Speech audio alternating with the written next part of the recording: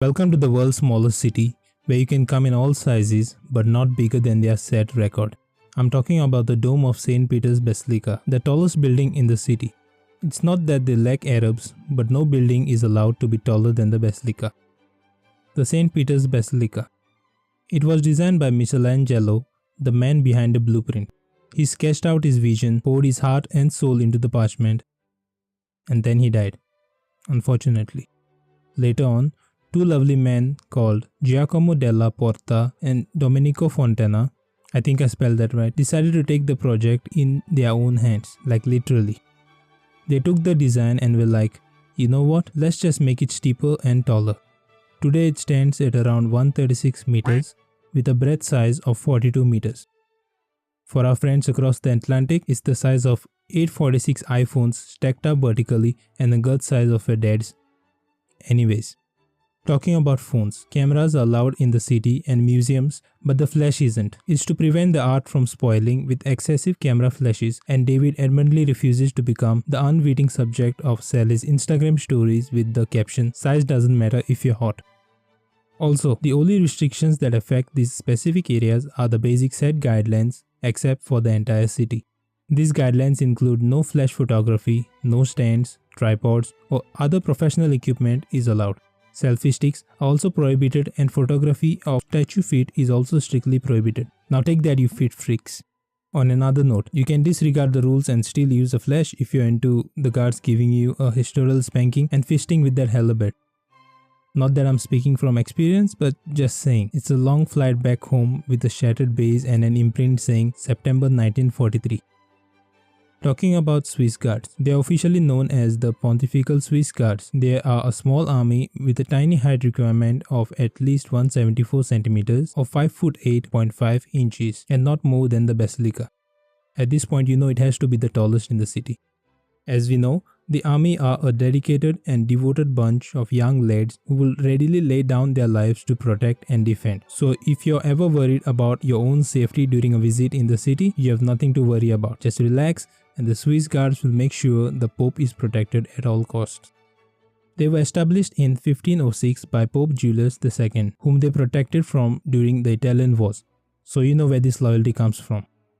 If you feel inspired to be one of them, make sure you are 5 foot 8, single, because you were 5 foot 8, between the age of 19 to 30, preferably, can walk in a straight line, I made that one up, and are fit enough to chase the lovely stray Vatican cats that roam the gardens and alleyways of the city-state. It's just over 100 acres, again that's about 1/8 the size of New York's Central Park upside down. And yeah, did I forget the most important requirement is that you have to be a Swiss-born, sown, nurtured, original citizen, nicely oiled and trained by the Swiss Armed Forces, then you can join the Special Vatican Group. The Sistine Chapel.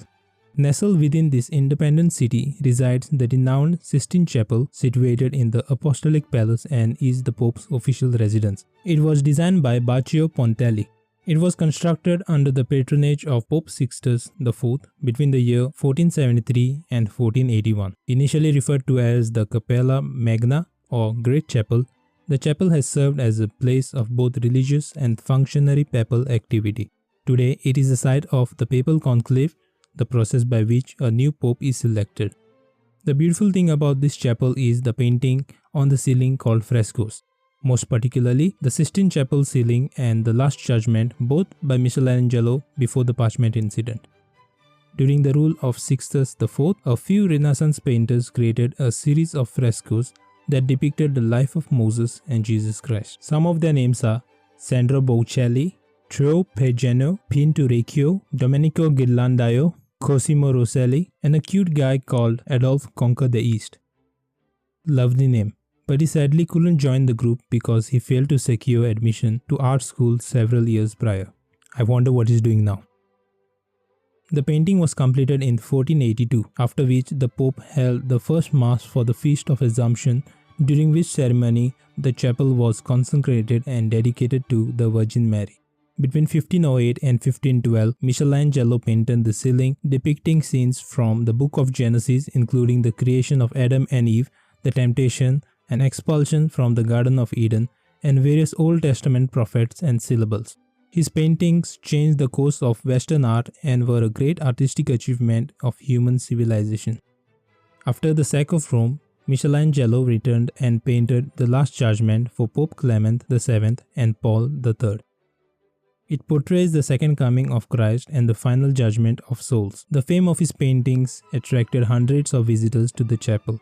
Michelangelo's frescoes reflect themes of apocalypse and the end of times, drawings from Joachim's writings from the 12th century.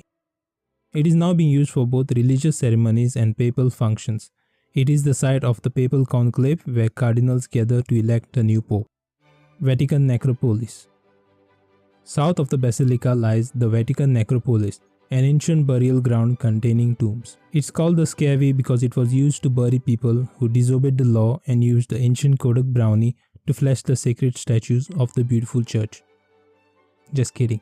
It's an ancient burial ground including the traditional burial place of Saint Peter, one of the 12 apostles of Jesus Christ and considered the first pope by the Catholic Church. The necropolis is a significant archaeological site and is occasionally open to the public for guided tours.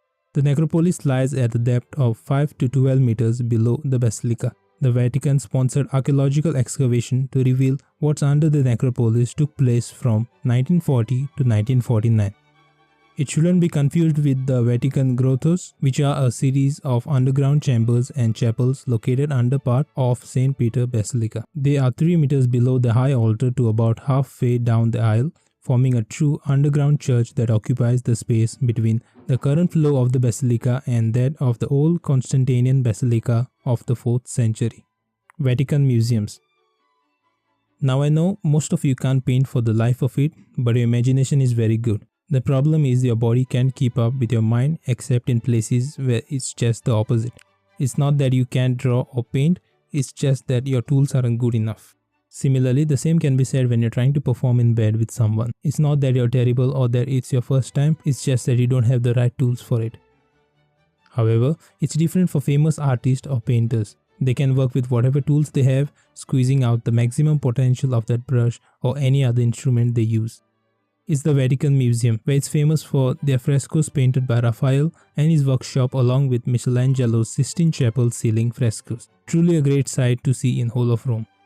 Raphael from Urbino was a relatively young artist. Unlike you, he was commissioned by Pope Julius II in 1508 to 1509 to redecorate the rooms entirely. This outshined his predecessor Pope Alexander's Borgia apartment.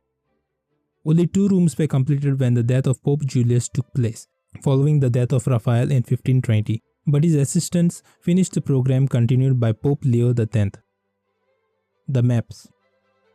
It is a gallery located on the west side of the Belvedere courtyard in the Vatican. It's clearly not there to guide you, assuming you are good at directions in the first place. You'll sometimes be having a hard time trusting Google Maps anyways. Does that mean you should blame Google now? Google also says don't chase that guy, he's not worth it, but you're thinking, what's wrong with making one left turn if you can always make a U-turn anyways? You yourself not sure if it works like that, but you're willing to find out the hard way anyways. But sometimes you're right and you just can't trust Google every time, because it sometimes says things like, here's what I found, or the classic, according to Wikipedia, instead of, you moron, here's what I feel you should be doing. The map paintings are 80% accurate anyways, so good luck with that.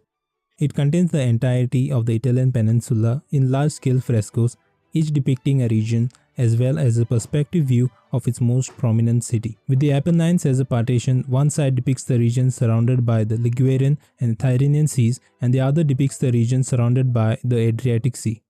After these regional maps, there are general geographical maps. They are the map of ancient Italy and modern Italy. These over here are the maps you're less likely to get lost on. Hopefully.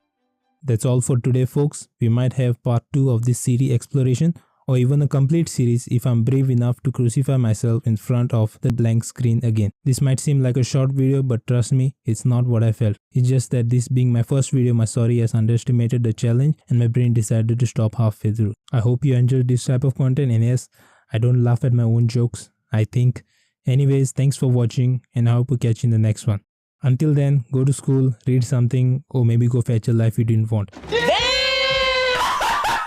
What the fuck? Thank you and see you soon.